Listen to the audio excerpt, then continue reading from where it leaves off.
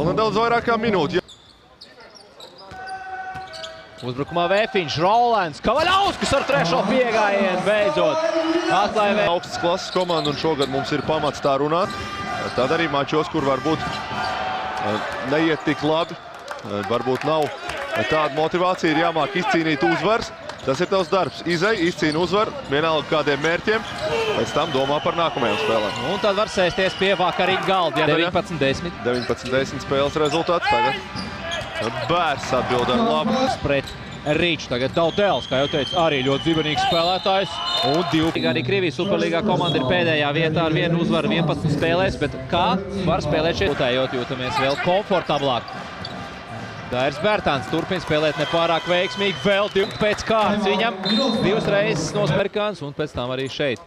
Divcīņā vienkārši Daudēls apskrien.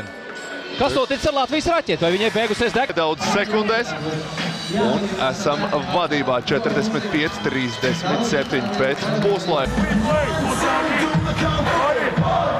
Vēfiņš beigās spriežot pēc rezultātu un noķer trešajā vietā esošo Lokomotīvu komandu B grupā. 9 uzvaras, 4 zaudējumi abām komandām, bet savstarpējā mačā mums piedzīvots zaudējums. Tā kā paliksim vēl joprojām 4. pozīcijā VTB vienotās līgas turnīra tabulā. Bet šeit varam redzēt vēl skaistākās epizodes. Arī Panta šodien bija līmenī.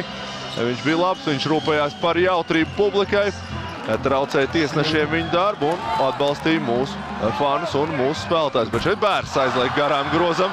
Gadās arī tā. Basketbolā varam redzēt, Kaspars pats pasmaida par šo epizodu. Un Dāvs Geigs gūst savus pirmos 2 punktus. 7 vakarā sākās mačs, 6:45 LTV 7 TV.